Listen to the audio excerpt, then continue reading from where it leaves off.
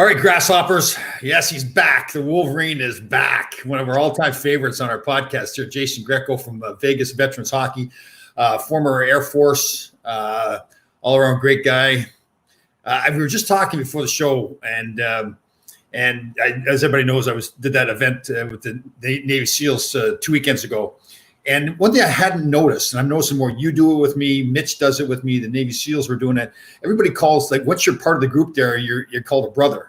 Like, you guys call each other brother. And I know you had done it with me before, but I noticed it more. It's like a thing now. It means a lot to you guys, like we were talking, right? That the people that are in your life, the guys that you count on all the time, they're your brothers. Like, you really mean it when you call them brother, right? Yeah, absolutely. It's that step beyond a friendship. You know, when you meet somebody and they have that same tie, and they've done the same things that you do, you know, that friendship means a little bit more, you know, to us. It's more solidified as a family member. So yeah, when we use the term brother, it's, you know, I feel that way about people I've served or that I'm working with in the foundation or like you know, the supporters, the guys that are there, they're helping us get the word out. You know, you guys are you're like brothers.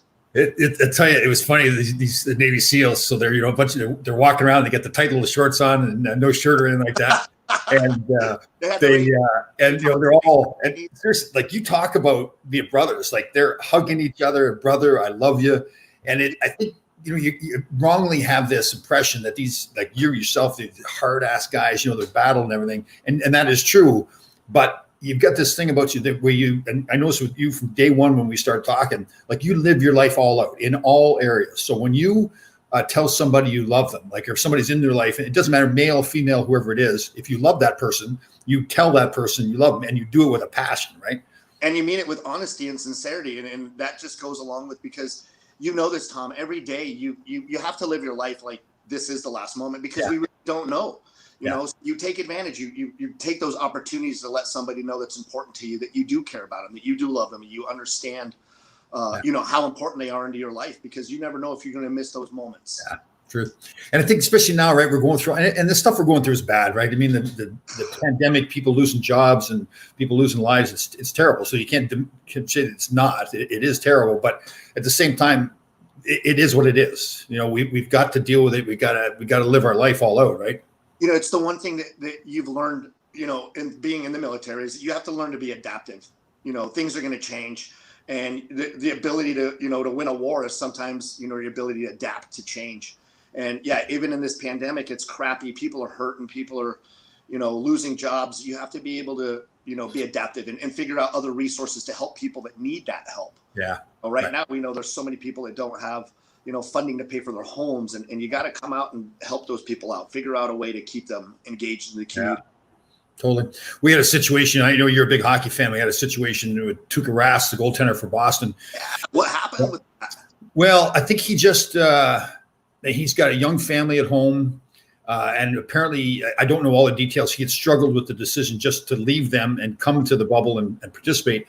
And then once I think he got there, just became too much for him. And tomorrow I've got a former NHL player, is Corey Hirsch. He's a goaltender, used to play for the New York Rangers. He's going to come on and do a podcast with me. And he's suffered from some mental health issues, and he's very open and public about that.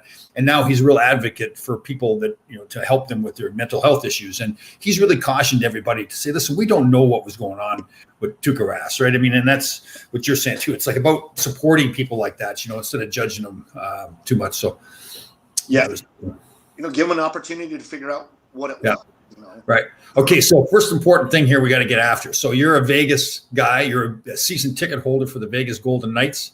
You guys are playing pretty well. Boy, they're playing pretty lights out, except for yesterday. Boy, did they meet a teammate named or the opposition of Corey Crawford. That was he played well yesterday. Yeah. But yeah, the Knights are playing great so far. You know, I'm really proud of how they've handled themselves going into the bubble. You know, went in mentally focused. You know, they could have easily have been, you know, that favorite team that kind of loses that traction, you know, kind of goes in there a little overconfident. And, you know, they put their foot on the gas the whole time right now, and it's apparent. Yeah, and some teams really struggled playing that round robin tournament. Some people kind of took it lightly and didn't think it was that big of a deal, but the Knights really played pretty well. Yeah, St. Louis, right? Kind of. Yeah, Boston's playing better now, but they didn't play well during those 3 games either. But so just so you know, and I've talked about this before, you've got to go to VGK Wolverine on Instagram to see this guy. So he's a huge fan. As you can tell, he's got the Wolverine look. He's better looking than the movie star. But he's a huge fan, and he's featured on almost every commercial that the Vegas Golden Knights have. He's screaming up in the stands and everything, and yelling. So, Gotta get excited, right, Tom? It's hockey. Yeah. Who doesn't get excited about it? Totally. Like I said, I've told you that from day one when I met you. You have this thing where you live life all out. Everything you do, you can tell you're doing it all out. If I'm going to go to a game, I'm going to enjoy myself. I did see a video. I can't remember where I saw it. There's another guy got up and started dancing too. It was pretty funny. You could tell he was part of the act or whatever. Cameron. Yeah, he's a good buddy of mine. So is that right? I figured he would be. Yeah. He just starts taking off shirts and things around. And he was you could tell he had like the whole choreographed dance thing going on. The music was going, and everybody knew what he was doing, and they were all into it. It was cool. We should get him on. He loves to chat and video chat. He's got that same persona that you see in the stands in life, like all the time. Like this guy is hyped every day. We'll get him on next week then. We'll get him on our show. So I know we've been running around, but we're going to start doing our show every Monday and talk about what you're going on. So, okay, we got you there, the big fan of the Vegas Golden Knights, but you've also got this Vegas Veterans Hockey. Big news coming up too. We got, super cool event that we did last year. We had a foundation called Coast to Coast. And the whole foundation is resolved around supporting families for special forces soldiers that were killed in action. Last year, they humbly asked us, the Veterans Foundation, to skate with them. And we had, it was a charity game that we had at CNA. It was a couple hundred people in the stands. I had Shane Knighty. Who else did we have? A couple other ex-NHL players. I can't, right off the top of my head, I'll have to think about who they are. But it was this amazing feeling because the jersey that you wear on the name is the name of a fallen soldier that you're representing on the ice. So how you have the whole background and the bio of, how they were killed in action, what they did. And you're in the locker room, Tom, and I know you know this. It was the most calm, like serene, opposite of what a pregame kind of locker room was, because everybody's opening up their phone and they're, Googling real quick of who the soldier is, that the jersey that you're about to put on your back and go out on the ice and represent, and some of their families are there. So you're there, and to watch them and their interaction with you afterwards, that like, hey, thank you for, representing my son or my, my brother. It's one of the most intense feelings I have ever felt outside of the military and at hockey at the same time. Wow. So we have that coming up on August 29th again here at City National. Got some more information coming out with that. Most of the people you're representing with their names in the back, were they associated with hockey in some way? Not necessarily all associated with hockey, but usually like a fan of. Maybe they didn't play, but they did have some sort of kind of tie into the hockey, portion of it itself. So, so now we'll have 20 of our guys from the foundation out on the ice playing this charity game with some local firefighters, some local Metro Police. So they kind of make sure that it's all, that community-based type feel that we're about. So we're really looking forward to that. Right. And just recently, that's huge actually too. That does really pull at the heartstrings a little bit thinking about that, right? That's and you just had a game where our buddy from Threads of Envy, Mitch Klein. Yeah, I got my shirt on. Didn't he put on a game or something for you guys? Or yes, which is awesome. Threads of Envy now, having Mitch as a veteran himself in the Army, having his company now as one of our sponsors. Through the Veterans Foundation now, they purchased this ice time, and being able to get Mitch out there, who is new to skating and new to hockey, his eyes are just like, he's loving this thing. He's coming off and he's sweating, and he's texting me afterwards. He's like, man, it was so fun. And he's like, the locker room, the guys, he's like, I understand why this is working. Right. And Mitch is one of those guys that, we're looking forward to, a veteran that's kind of transitioning, doesn't necessarily involved with the military, but now he's around like-minded people again, and it just brings back that same feeling that you had while you were serving. So it's awesome to have a guy like Mitch out, and he's doing great. Oh, is that right? Yeah, he tripped over the blue line once or twice, but those things. I've done that all my life. I've done that, so that's not a knock on him. I always say that there's like the blue line was up a little bit, like tripped me. All the time. I was like, it happens to the pros, the professionals. We're good. It's so funny. It's funny. I don't know if I'm being insensitive or not, but we usually, if a guy falls down, we're yelling like, "There's a sniper in the building! There's a sniper!" Oh yeah, it's even worse with us. Yeah, well, watch out. Yeah. Right? Slippery right there. You know, it's funny. And again, I'm very careful. I don't ever want to portray that athletes are anywhere near what you've done in your life, your service in the military. But there's a lot of similarities, right? I mean, like when somebody gets hurt or somebody falls down, the last thing we ever do is, "Oh, you okay? You okay?" It's always like, "What are you, an idiot? Like, get up," This is one of those things where we talk about people, like if you meet, a veteran or somebody else that was in the service, or the way that I interact with my buddies, it's like, if I don't somehow, make fun of them or jab at them or say something in kind to most people, would be like, how is this a friendship? I know. That's just the way that it works. Oh, I know. I had a good buddy of mine I do podcasts with, this Ron Greshner, who played with the Rangers many years, great player. And we got talking the other day. He started saying something nice to me. And it was the most uncomfortable thing. We both were like, "What the heck? What's going on here?" Yeah, if you just complimented, then it means that you're mad at me or something. Yeah, like you're say something nice to me. What's wrong with you? Or smack you around. Who you are right now if you're being nice. Yeah, no kidding. The nature involved with that. I don't know where the psychological effect is, but I'm sure if there was a counselor that wanted us to have a group of 5 veterans to sit on their couch for about 30 minutes, they'd probably walk out and go, nothing I can do for you guys. I was when I was on Survivor, I think I've told you, all kinds of psych doctors and everything. And after the show's over, like they actually have, like you get on a boat with obviously the driver and this other guy there, and he's got the menus, you can order food, and the psych doctor's right with you on the boat. And I guess some people are really like distraught, like they really need a psychiatrist. I get on the boat and I was like, get 6 beers on ice now. Just like I want to go back to what real life was about. Like, cause totally. It's funny. It all kind of made sense. So like a lot of these young kids, they hadn't done much. Not that they hadn't done much. One of their dreams, the way one person said to me, "Tom, imagine if you'd worked your whole life to get to the National Hockey League, you played one game, and then you told you couldn't play anymore." And for a lot of people that were on Survivor, that's what it was. It was such a big dream of theirs to be on the show. When they got voted off, it was devastating to them. So kind of understood it. But again, I told you the story about. Did I tell you the empathy story? No. I've told the story. I'll be quick with it because I've told a few times. So when you go on the show, they do all these psych tests on you before you get there. And then at the end, they've done all the tests. You sit down with the doctor. This really nice lady sits down and she goes through all the results of the test. And she gives to me, "Tom, you have a hard time with empathy." I swear to God, I couldn't. What does it mean? I didn't even know what it meant. I tried to trick her. I tried saying like, I said, "Well, what's your definitions of empathy?" And she starts laughing at me. She says, "You don't even know what it means, do you?"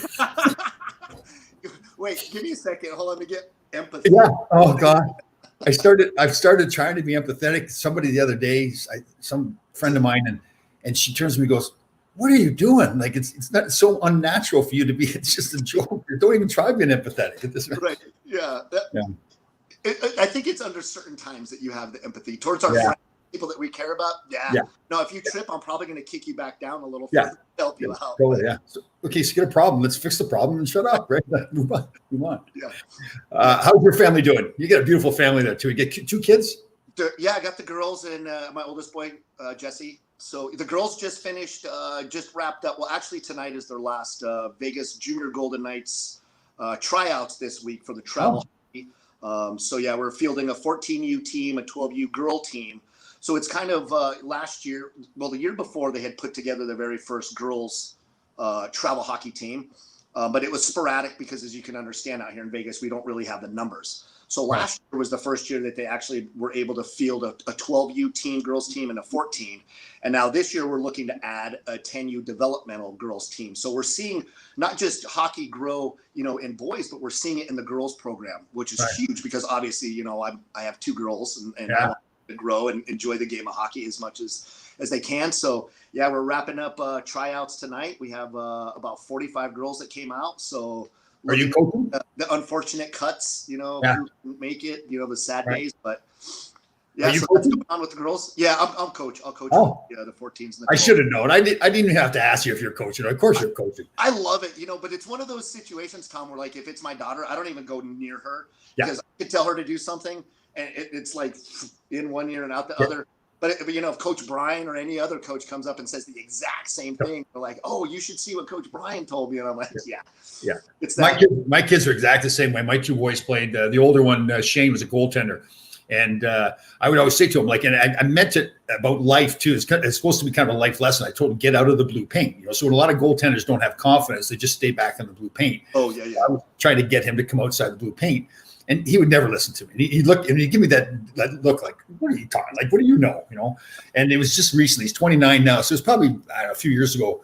I don't know what happened or whatever. Like, it was something not necessarily related to hockey, but it's more about, getting out in life, getting outside the blue paint. And he goes, "Oh, now I know what you meant." Like, this, like 20 years later, so. Like the clue light goes on. Yeah. It is. I really enjoy the time, not necessarily that I try to do a whole lot of coaching anyways, but the time that I get to spend on the ice with my daughters playing hockey it's super special to me. So I really enjoy that portion of it, and watching the girls develop.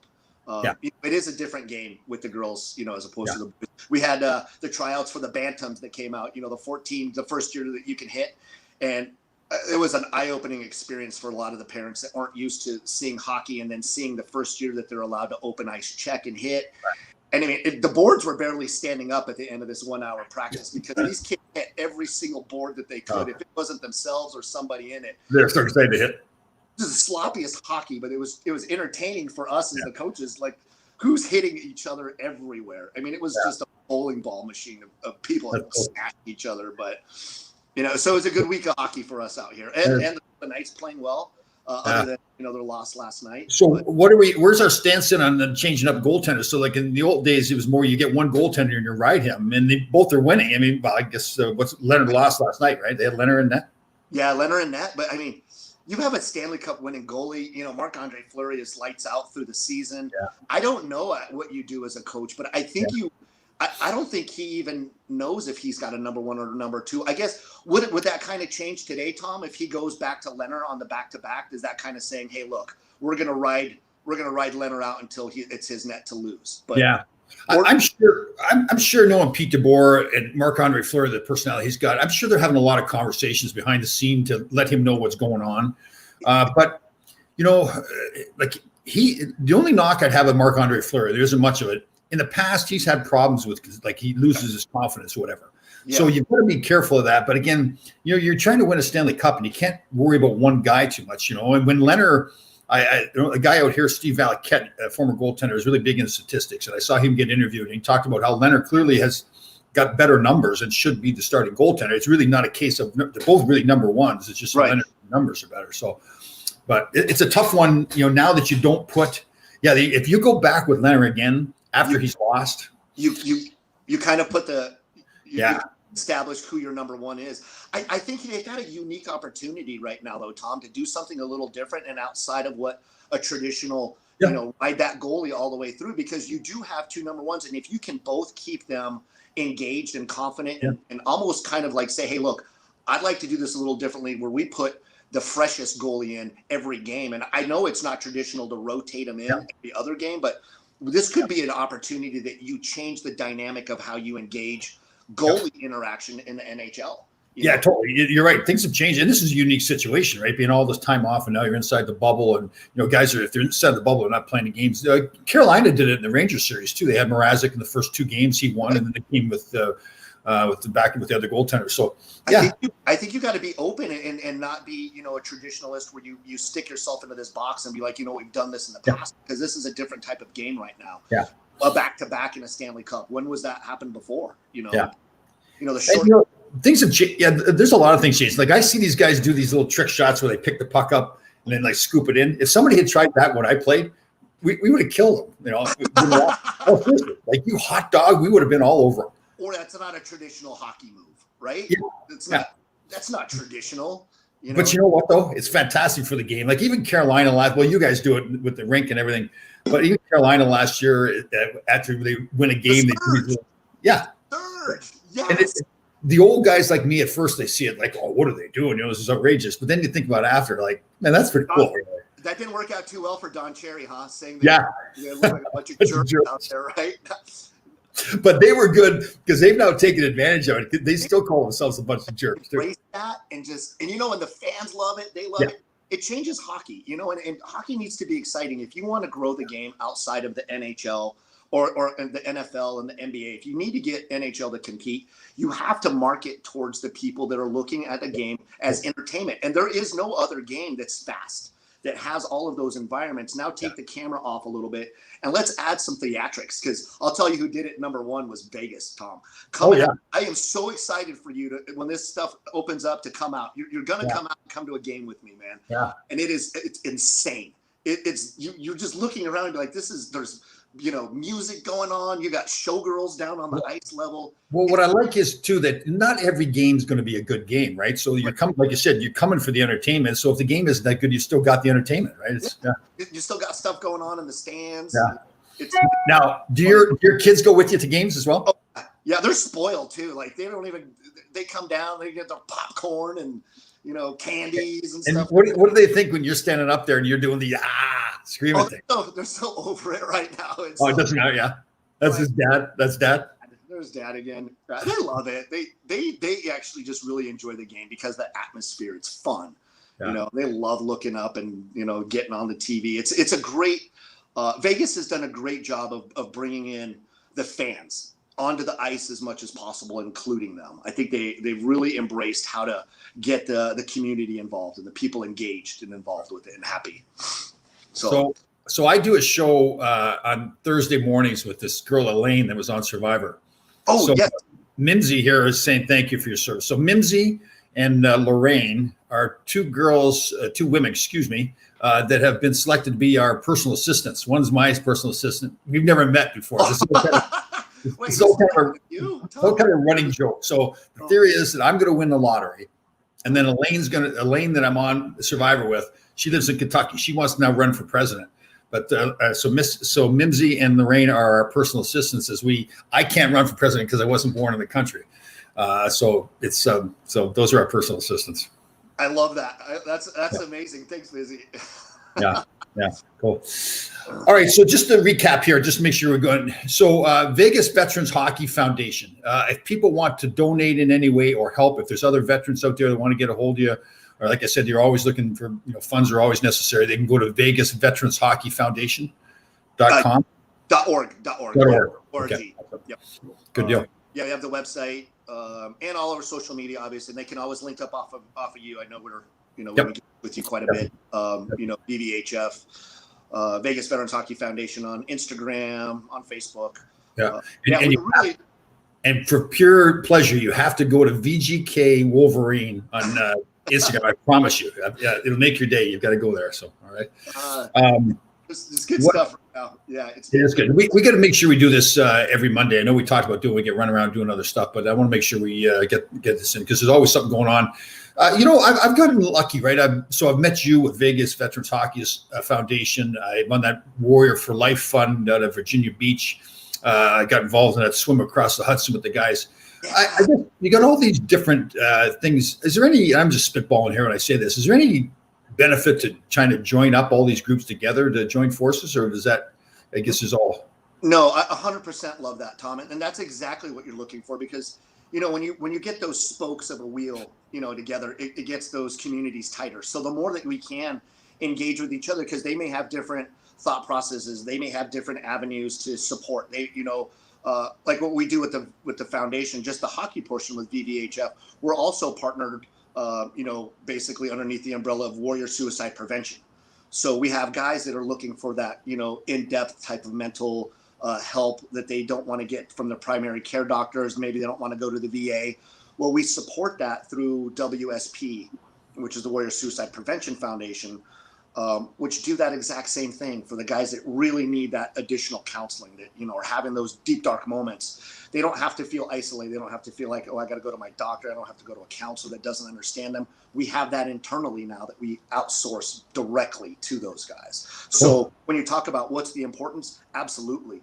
The more foundations, the more veteran organizations that you get together that are like-minded, that are looking into actually basically, helping out and creating and doing things specific, we definitely would love to. I'd love to be able to figure out how to join in with your group down in Virginia. Yeah, we'll join. I did a podcast today with this Tony Cabana, who's he's on the board of this Warrior for Life Fund, and this is the one that's trying to build the rink there too. So it's all tied in with hockey. It's amazing how much hockey has helped so many guys. Like it's kind of like therapeutic, right? It's being part of that team again.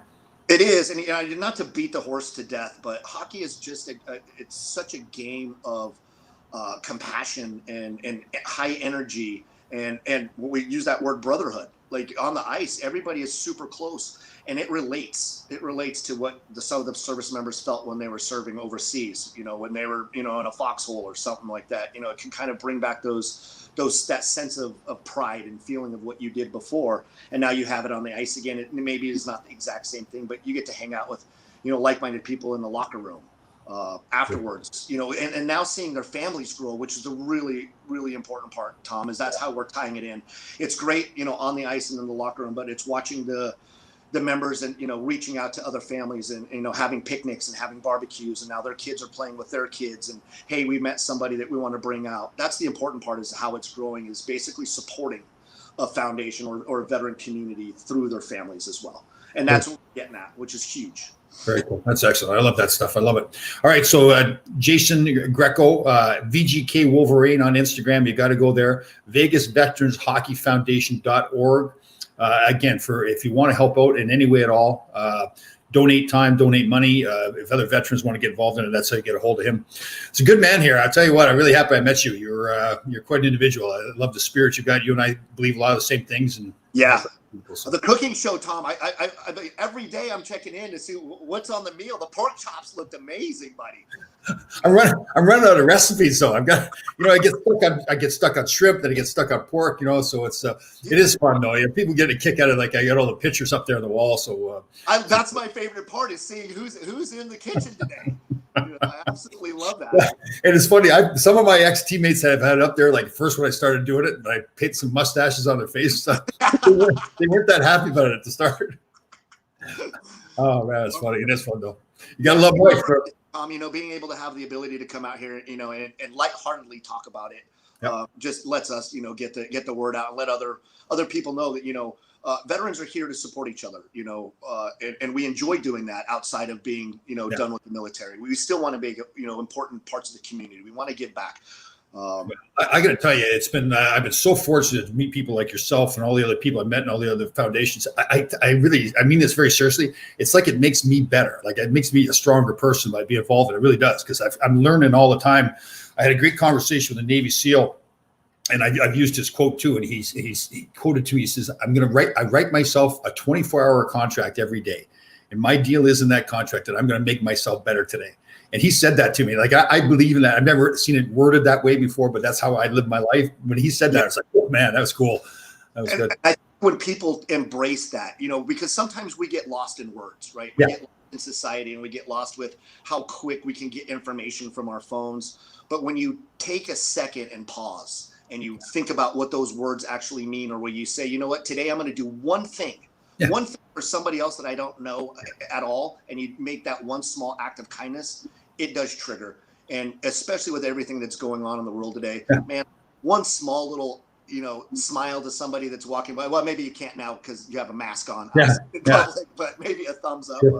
Or just, I'm a great, from the movie Act of Valor, there's this, they quoted this old Shawnee warrior chief, this Tecumseh.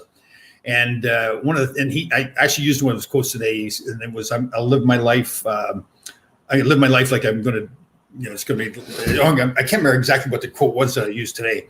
But it's like, he really talks about that stuff, like, just like you said. So if you're walking down the street someplace, and I'm kind of paraphrasing, obviously, from his poem, but he talks about, I'm going to address the person. Like, if I'm walking, like, why walk by somebody and just walk, it's another human being. And I know it's tough sometimes, in certain situations, men or women or whatever, but I just think that I find myself, the more I do for other people, it's like, I just feel better.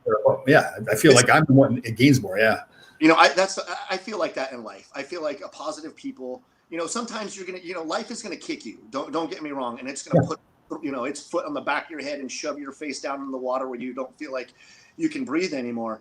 But then when you do get that opportunity to get that, your face out and breathe, you got to look around and go, you know what, I survived, and I got to do something to make, my world a little bit better. I have my girls here, and I want them to grow up in a society where, people are equal and they support each other. And I get it. There's so much negativity, but if you can disassociate it for just a second, and do one thing, then I think we're doing something as a human race to be a little bit kinder to people. Yeah. I know why the negativity is there and what's the news and all that kind of stuff. But I can tell you, like, I chose to become a citizen of this country. I had a, family here. I was born and raised in Canada. After 9/11, I chose to become a citizen. I had my green card, just stayed there. Like, this is in my mind, this is a fantastic country. Like, the actual physical country itself, the Great Lakes, the Grand Canyon, the Rocky Mountains, all that. And there's so many people that are doing way more great people that are doing fantastic things in our country, helping each other.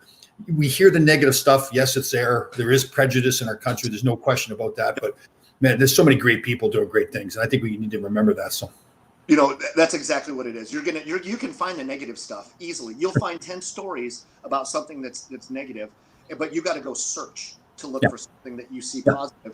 And people got to take that with a grain of salt. If like we talked about, the access to instantaneous information, I feel like has definitely driven society into that kind of more negative feeling as opposed to just being more positive associated. So, go look for the positive, stuff. That's what I try to do, because if not, it'll consume you, and it's like a bad apple. You'll just draw it in, and you got to let that stuff go. Yeah, and you got to make a decision. Like, you and I have made a decision to be friends because we believe in the same kind of thing. So, like, we want to have a positive life. Like, I enjoy sitting around talking to you about this stuff because we feel safe. That doesn't mean you alienate everybody else that doesn't believe in the same thing. But, like, I want to be around people that think life is great. I wanted you, because like you said, it grows on you. You feel better as a person. I did something nice, or somebody, it just triggers.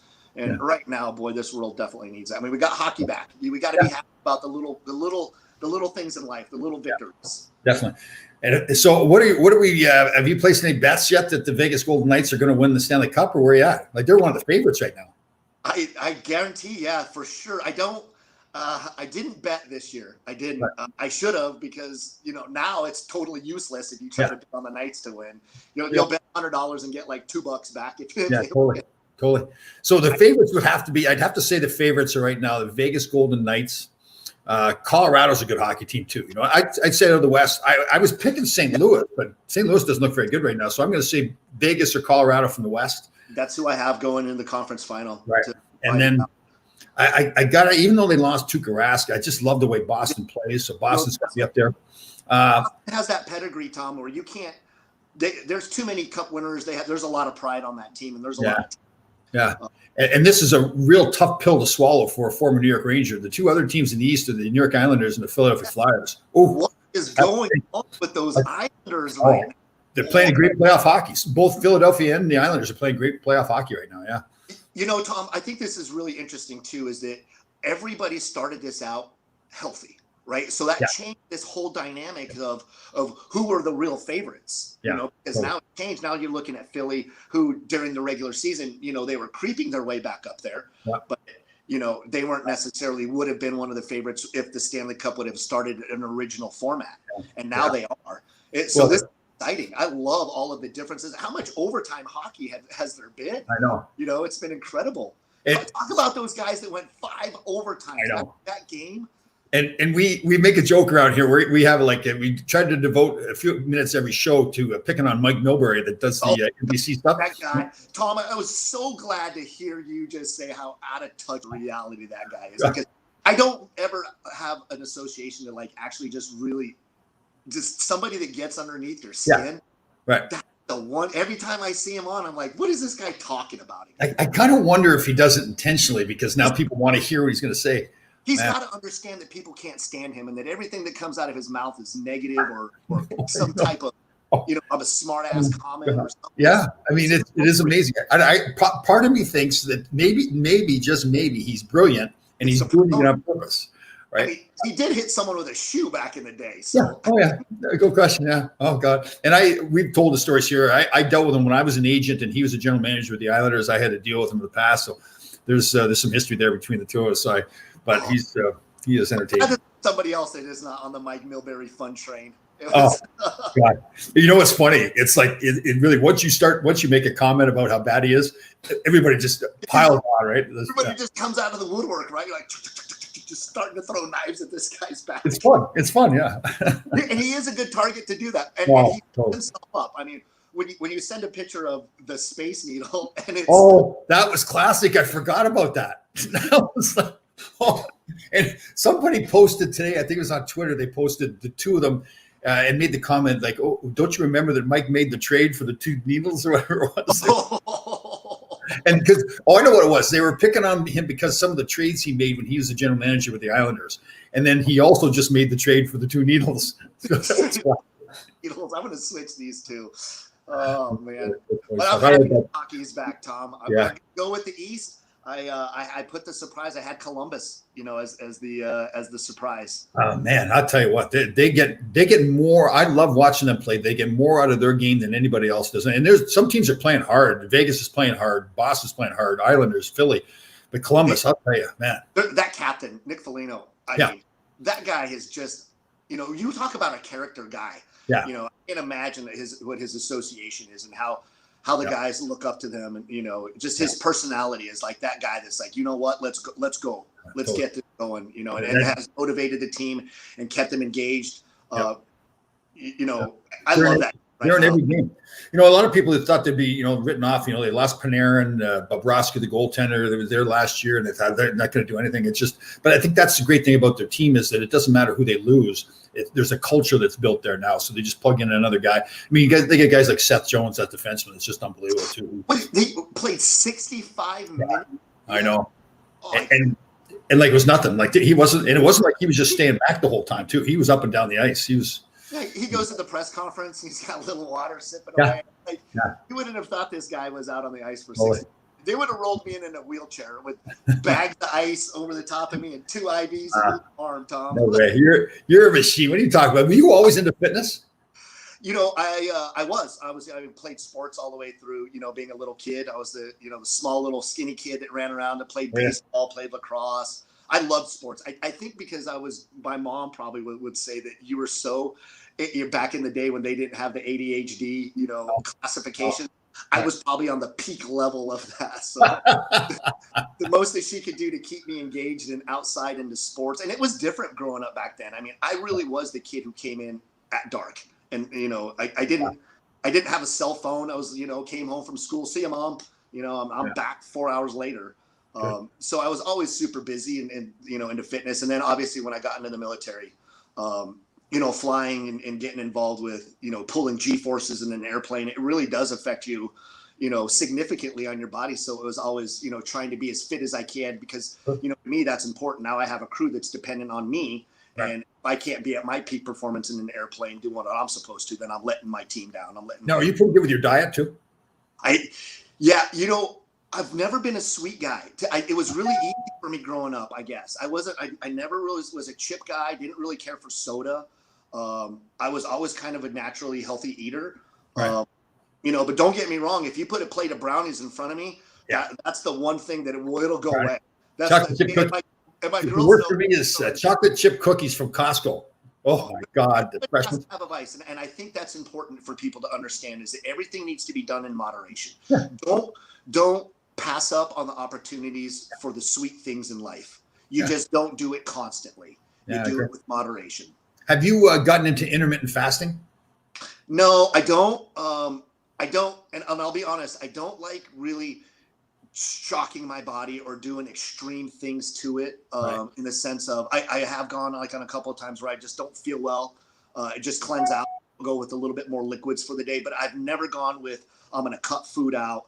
I'm going to change, keto or anything like that, just because personally I'm pretty in tune with what I feel my body needs. Sure. And I feel like I've maintained it over the years of just ease, moderation, have a steak every once in a while. I have really tried to cut back on that, especially now that I am getting a little bit older. I noticed that it's just a little bit harder. So I tried to eat cleaner, but that wasn't just because I feel like I had to. I've just kind of always been lucky to always have that. All the trainers I know have always been talking about intermittent fasting and all the benefits from it. So I've been trying it for the past week. We'll see. I guess there are some physical benefits to it. I'm like you. I've always tried to be just eat Just- good food.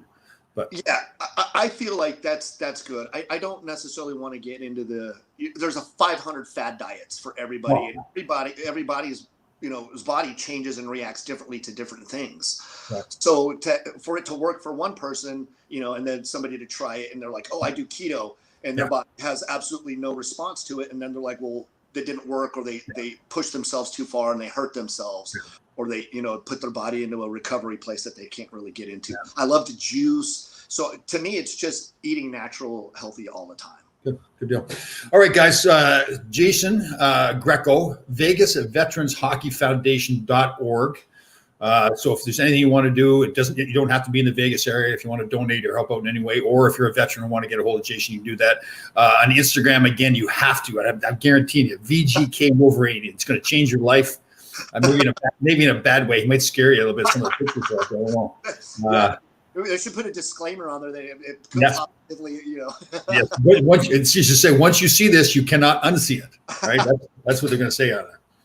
All right, bud. It's always a pleasure being able to have the opportunity to chat with you. I love the opportunities that we have. I look forward to it. And, Me too. Have a good one, buddy, and I'll look forward to the show soon. You too, brother. We'll be on again next week. Okay. Sounds good, brother. Take care. Yep. Bye.